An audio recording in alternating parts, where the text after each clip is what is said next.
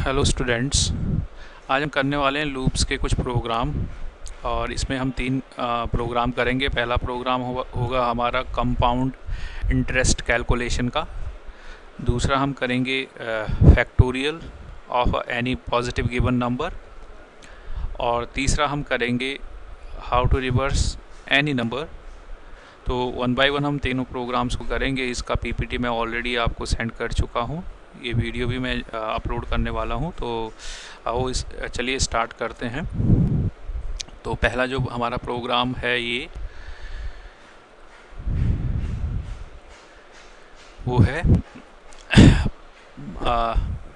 Loops program in Python. Python program का नाम है Python program to calculate compound interest. हमें इसमें कंपाउंड इंटरेस्ट कैलकुलेट करना है और हम इस को पाइथन प्रोग्राम में भी करेंगे। इसको मैं पाइथन प्रोग्राम में भी आपको एग्जांपल रन करके दिखाऊंगा। तो पहले हम इसको समझ लेते हैं। Let us have a look at the formula for calculating the compound interest. Compound interest को कैलकुलेट करने का फॉर्मूला दिया हुआ है नीचे।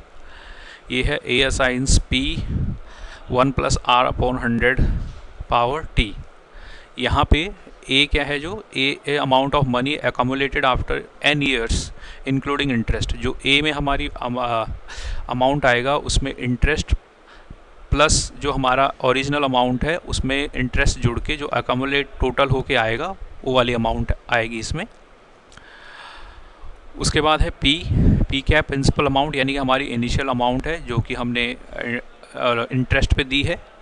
आर रेट ऑफ इंटरेस्ट है, जिस रेट ऑफ इंटरेस्ट पे हमने ये अमाउंट दी है। और उसके बाद टाइम है, कितने समय के लिए हमने इसको टाइम स्पेन दिया गया है, कितने समय के लिए हमने इसको दिया है। तो ये सिंपल फार्मूला हो जाएगा A assigns P 1 + r/100 power T. ठीक है। तो इसमें जो लर्निंग कैसे हम इसको समझेंगे, तो इसको हमने सबसे पहले पाइथन का प्रोग्राम यहाँ पे लिखा है। इसमें हमने डिफाइन किया है एक फंक्शन का नाम है कंपाउंड इंटरेस्ट। फंक्शन को डिफाइन करने के लिए हमने DEF कीवर्ड यूज़ किया है। उसके बाद कंपाउंड इंटरेस्ट, उसके बाद इसमें आर्ग्यूमेंट्स हमने पास किए हैं प्रिंसिपल, रेट एंड टाइम। नीचे फंक्शन क्या कैलकुलेट करेगा, वो करेगा रिज़ल्ट, एक वेरिएबल है। रिज़ल्ट असाइंस क्या हो जाएगा, principal into power 1 + rate upon 100। और पावर की वैल्यू कितनी होगी, टाइम। जो भी पावर की वैल्यू होगी वो टाइम से मल्टीप्लाई होगा। और उसके बाद ये रिज़ल्ट इसका रिटर्न कर देगा। ठीक है। तो रिटर्न हमने यहाँ पे लिख दिया, रिटर्न रिज़ल्ट। ठीक है। उसके बाद हमने लिया, अब हमें पी, आर और टी की वैल्यू यूज़र से लेनी है, हमें खुद देनी है। पी कितना है, आर कितना है और टी कितना है। तो पी के लिए हमने फॉर्मूला यूज़ किया, इनपुट फंक्शन के थ्रू हमने यूज़र से ये इसकी वैल्यू मांगी। तो पी असाइंस, उसके बाद हमने लिखा है फ्लोट। फ्लोट हमने इसलिए लिखा है ताकि जो भी वैल्यू हम एंटर करेंगे वो फ्लोट यानी पॉइंट वैल्यू में चेंज हो जाए। यानी कि अगर मान लीजिए 5000 आपने एंटर किया तो वो हो जाएगा 5000.0। ठीक है। तो float input enter the principal amount, आपसे प्रिंसिपल अमाउंट मांगा जाएगा तो आप उस प्रिंसिपल अमाउंट को, मान लीजिए आपने 5000 एंटर किया तो वो 5000 कहाँ पे स्टोर हो जाएगा, वो पी में स्टोर हो जाएगा। देन अगेन दूसरा मैसेज है, enter the interest rate. Interest rate मांगा जा रहा है तो इंटरेस्ट रेट को भी हमने फ्लोट में चेंज करना है। तो हमने उससे पहले सबसे आर असाइंस फ्लोट और पैरेंथेसिस के अंदर इनपुट फंक्शन, फिर parenthesis and double inverted codes के अंदर एंटर द इंटरेस्ट रेट। और ये इंटरेस्ट रेट मांगेगा, आप जो भी एंटर करेंगे वो इंटरेस्ट रेट आर में स्टोर हो जाएगा। Then T assigns float, again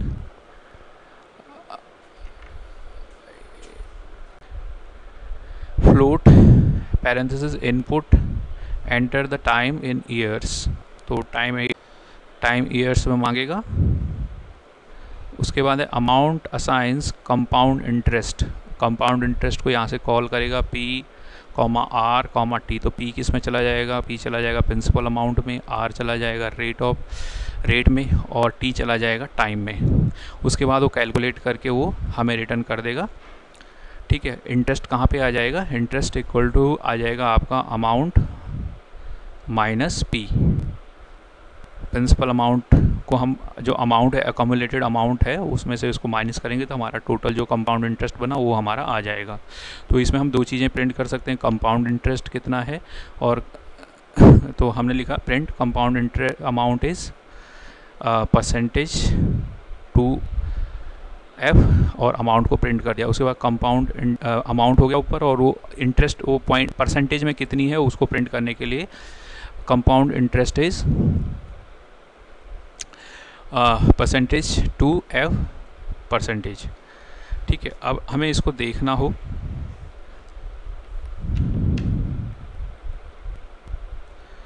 ठीक है। अब आउटपुट इसका इस तरीके से आएगा, जैसे आपने लिखा एंटर द प्रिंसिपल अमाउंट तो आपने लिखा 1 lakh, enter the interest rate 12, enter the time in years 5। तो कंपाउंड जो इंटरेस्ट आएगा 1,76,234.17 और जो इसका इंटरेस्ट बना वो इंटरेस्ट बना है 76,234। तो इसको आइए हम एग्जाम्पल पे करते हैं। एग्जाम्पल में कर लेते हैं कि कैसे इसमें एग्जाम्पल में हम इसको देखेंगे। पाइथन में हम इसको पाइथन ओपन कर लेते हैं। पाइथन में हमने ओपन किया, ओपन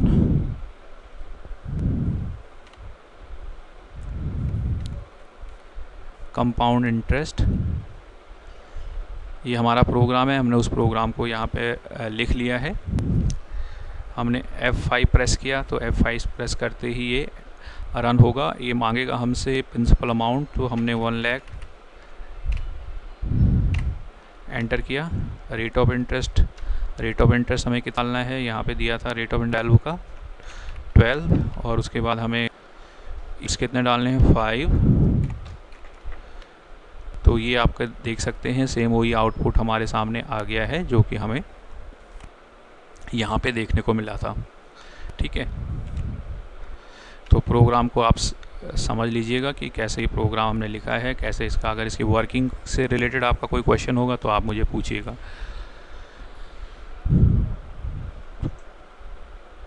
उसके बाद है ये इसका आउटकम आ गया। उसके बाद एक्सप्लेनेशन है इसकी। In this program the user input is taken using the input function. Input function से हम यूज़र से इनपुट ले रहे हैं which takes input as a string. जब भी यूज़र कोई इनपुट डालता है तो स्ट्रिंग के फॉर्म में आता है, but as are doing the calculation, पर स्ट्रिंग की फॉर्म में हम उसमें कैलकुलेशन नहीं कर सकते हैं। तो we need to input to be float, तो हमें उसको फ्लोट में चेंज करना है। So we did the type conversion. उसके लिए हमें क्या करना पड़ता है, टाइप कन्वर्जन करना है यूजिंग द फ्लोट फंक्शन। तो फ्लोट फंक्शन के साथ हमें टाइप कन्वर्जन करना पड़ता है क्योंकि हमारा जो इनपुट है, यूज़र ने इनपुट एंटर किया है वो स्ट्रिंग के फॉर्मेट में है। अब क्योंकि स्ट्रिंग के फॉर्मेट में कोई भी कैलकुलेशन नहीं हो सकती, उसमें कोई कैलकुलेशन हम नहीं कर सकते, इसलिए हमें उसको पहले फ्लोट में चेंज करना है। तो फ्लोट में चेंज करने के लिए हमने स्टार्टिंग में उसका फ्लोट फंक्शन यूज़ किया है, तब जाके हम उसमें कैलकुलेशन कर सकते हैं। Input the input from the user is taken as P. जो यूज़र है वो पी में, प्रिंसिपल अमाउंट में पी में जो इनपुट है वो अपना एंटर कर रहा है। टी फॉर टाइम, टी किसके लिए है, टाइम के लिए, in years, and R for the interest rate, किस इंटरेस्ट रेट के साथ वो उस अमाउंट को दे रहा है किसी दूसरे को। The function is defined with def keyword. जो फंक्शन है हमने सबसे टॉप में डिफाइन किया है वो DEF कीवर्ड के साथ डिफाइन किया गया है, जो कि 3 आर्ग्यूमेंट्स, 3 पैरामीटर्स को एक्सेप्ट करेगा, प्रिंसिपल, रेट एंड टाइम को। और इसका जो फॉर्मूला हम स्टार्टिंग में भी आपको बताया था, the formula is applied as result is return to the calling function. और जब भी हम इस फंक्शन को कॉल करेंगे तो रिजल्ट के रूप में हमारे पास उसका आंसर आ जाएगा। And the output is displayed using print function, और प्रिंट फंक्शन की हेल्प से हम उसका आउटपुट डिस्प्ले कर देंगे। दूसरा प्रोग्राम है लिस्ट में, a program to calculate factorial of any given number. हमें क्या करना है, इसमें किसी नंबर का फैक्टोरियल प्रिंट करना है, फैक्टोरियल रिटर्न करना है। तो इसमें हम लूप का, जो पहले वाला था उसमें लूप का इस्तेमाल नहीं हुआ था, लेकिन इसमें हम लूप का यूज़ करेंगे। तो इसमें हम फैक्टोरियल कैलकुलेट करेंगे। तो पहले हम समझ लेते हैं फैक्टोरियल क्या होता है। The factorial of a number is the product of all the integers from 1 to that number. जो भी नंबर है, जैसे हमारे एग्जांपल में यहाँ पे 7 है हमारा नंबर, तो इसका जो फैक्टोरियल होगा वो क्या होगा, जैसे 6 यहाँ पे नंबर दिया गया है तो 6 का फैक्टोरियल क्या होगा, 1 into 2 into 3 into 4 into 5 into 6, तो ये हो जाएगा total 720। Factorial is not defined for negative numbers, ये आपको याद रखना, जो फैक्टोरियल होता है नेगेटिव नंबर्स के डिफाइन नहीं होता है। And the factorial of 0 is 1, और ये भी याद रखना है आपको कि जो 0 का फैक्टोरियल होता है, क्योंकि 0 एक नेगेटिव नंबर नहीं है, इसलिए उसका जो फैक्टोरियल होता है वो 1 होता है। ठीक है, इसका सोर्स कोड जो कि हम प्रोग्राम में इसको जैसे लिखेंगे वो है Python program to find the factorial of a number provided by the user. User उस नंबर को देगा, तो मान लीजिए यूज़र ने कोई नंबर दिया है 7 जो कि num में स्टोर है। To take input from the user हम क्या करेंगे, num assigns int input enter a number. हम इसको डायरेक्टली भी यूज़ कर सकते हैं और हम पहले से इसको फिक्स भी कर सकते हैं। दूसरा क्या है, फैक्टोरियल 1, हमने स्टार्टिंग में क्या लिखा है, factorial 1 check if the number is negative, positive और 0। हमें सबसे पहले ये चेक करना है कि जो नंबर, क्योंकि हमने जैसे अभी डिस्कस किया कि नेगेटिव नंबर्स के लिए फैक्टोरियल नहीं निकलता है और 0 का फैक्टोरियल 1 होता है, तो हमें ये दो चीज़ें पहले चेक कर लेनी है कि जो नंबर है वो नेगेटिव तो नहीं है या नंबर 0 तो नहीं है। तो अगर हम सबसे पहले एक इफ़ कंडीशन लगाएंगे, इफ़ नम लेस देन 0। अगर नम लेस देन 0 होगा इसका मतलब वो नेगेटिव में है, तब तो हम एक मैसेज दे देंगे, sorry factorial does not exist for negative numbers. Elif हम लगाएंगे दूसरा, एलिफ यहाँ पे लिखा है, elif num equal to 0 print the factorial of 0 is 1।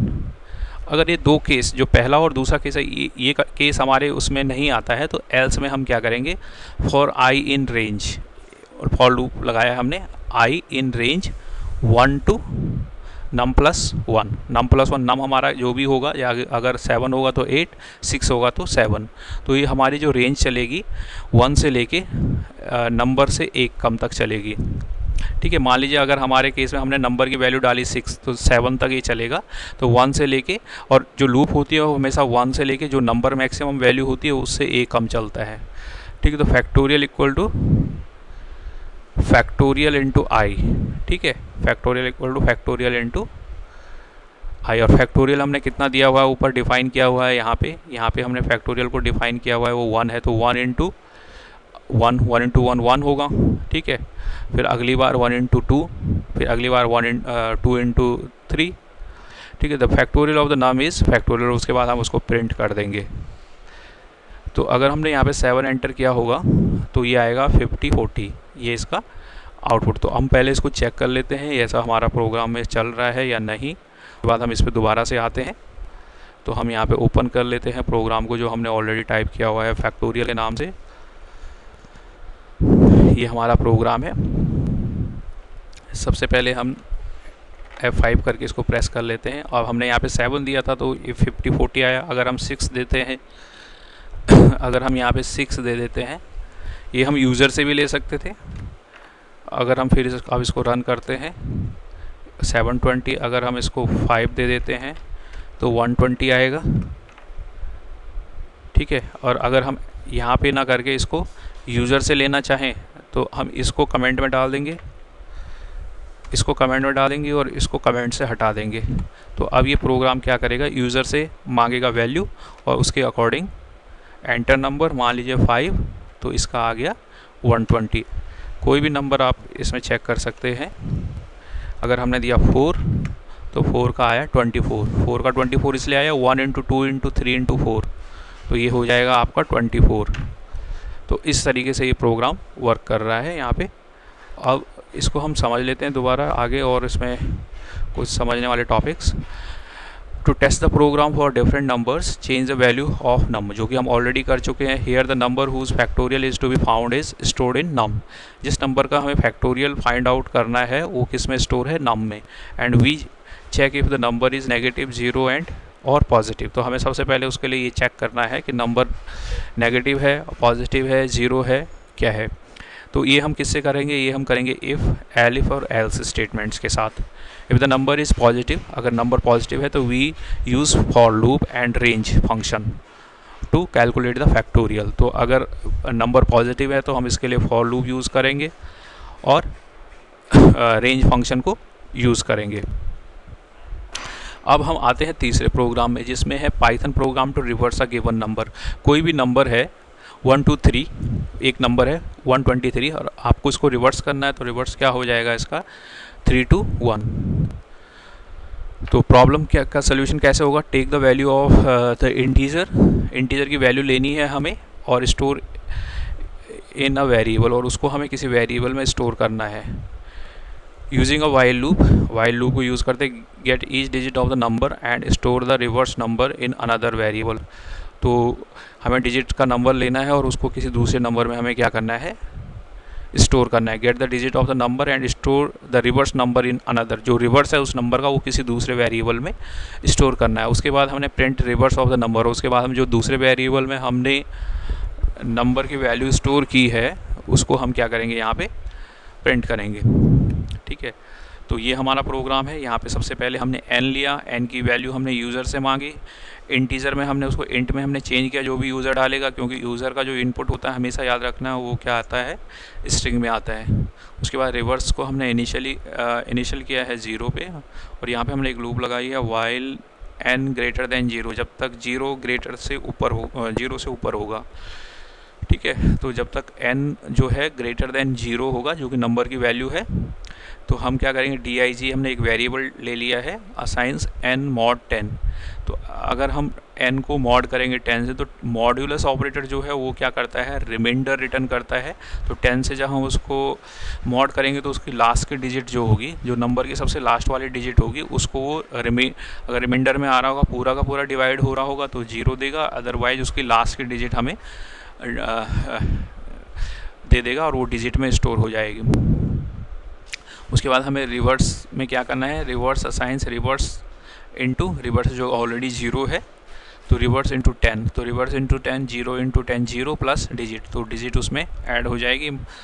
ठीक है, उसके बाद जो हमारी अपनी ओरिजिनल डिजिट है जो कि n है, वो क्या हो जाएगा, n assigns n upon 10। Integer division है, ये डबल स्लैश है, इंटीजर डिवीज़न है, तो यानी कि वो उसको डिवाइड कर देगा। तो अगर मान लीजिए हमारे पास 100 है, 100 इनिशियली जैसे मान लीजिए 123 है, 123 हमारा नंबर था 123, तो 123 को अगर हमने 10 से मॉड किया तो हमारे पास रिमाइंडर आएगा 3, और वो 3 रिमाइंडर हमारा REB में स्टोर हो जाएगा। उसके बाद अब हम नंबर को क्या कर रहे हैं, इंटीजर डिवीज़न कर रहे हैं, तो 123 को अगर हम 10 से इंटीजर डिवीज़न करेंगे तो हमारे पास क्या बचेगा, ये बचेगा हमारे पास 10, हमारे पास 12 बचेगा, हमारे पास बचेगा 12। ठीक है, तो अब n की वैल्यू क्या हो जाएगी, 12, पहले थी 123, अब हो गई 12।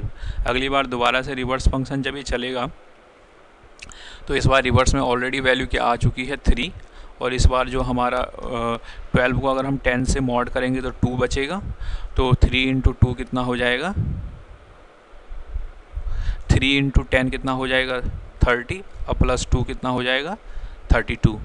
उसके बाद हमारा 12 है, 12 को हम 10 से अगर डिवाइड करेंगे, 12 को 10 से डिवाइड करेंगे तो हमारे पास क्या बचेगा, नंबर 1 बचेगा, 1 फिर से ऊपर जाएगा, ये 32 इंटू 10, तो 32 इंटू 10 कितना हो जाएगा 320, और जो रिमाइंडर आएगा हमारा 1 आएगा, तो 321 हमारा जो लास्ट में होगा वो आ जाएगा। ठीक है, अब हम इसको अभी रन करके देख लेते हैं एक बार।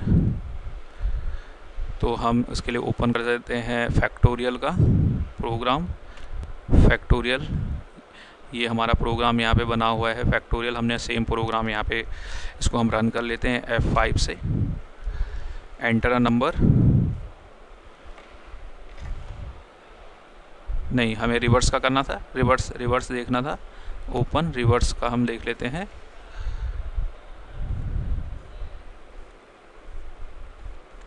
रिवर्स नंबर, ये हमारा प्रोग्राम बना है, हम इसको रन कर लेते हैं F5 दबा के।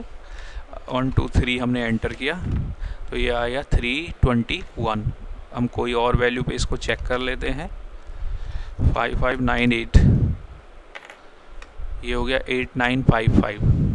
ठीक है, आप किसी भी नंबर पे इसको चेक कर सकते हैं। 894562, तो 26595498। तो इस तरीके से ये वर्क करता है।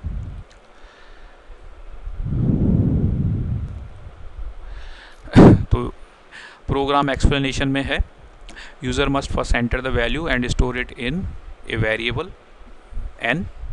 उसके बाद क्या होगा, वाइल लूप को हमने यहाँ पे यूज़ किया है and last digit of the number is obtained by using the modulus operator. तो मॉड्यूलस ऑपरेटर को जब हम यूज़ करेंगे 10 से तो लास्ट डिजिट उसकी हमारे पास आ जाएगी। The last digit is then stored at the ones place, जो लास्ट डिजिट है उसको वंस के प्लेस पे स्टोर कर देंगे, second last at the 10th place and so on. The last digit is then remove by truly dividing the number with 10 से हम divide करके लास्ट डिजिट को उसमें से रिमूव कर देंगे। This loop terminates when the value of number is 0। जब number की वैल्यू 0 हो जाएगी तो ये लूप अपने आप टर्मिनेट हो जाएगी, क्लोज हो जाएगी। The reverse of the number is then printed. ठीक है, तो दो यहाँ पे रन टाइम टेस्ट केसेस दिए गए हैं। केस 1 में हमने एंटर किया 1 2 4, रिवर्स आया उसका 4 2 1। दूसरे केस में हमने डाला था 4 5 3 8, तो रिवर्स आया उसका 8 3 5 4। तो आप इन एग्जांपल्स को करना है, आपको समझना है। कोई प्रॉब्लम होगी आपको किसी चीज़ में तो आप मुझसे पूछ सकते हैं। और इसका जो मैंने पीपीटी है ऑलरेडी आपको सेंड कर दिया है, तो उसमें से देख के, वीडियो को देख के आप इसको समझ सकते हैं। फिर भी कोई प्रॉब्लम हो तो आप पूछ सकते हैं। ओके।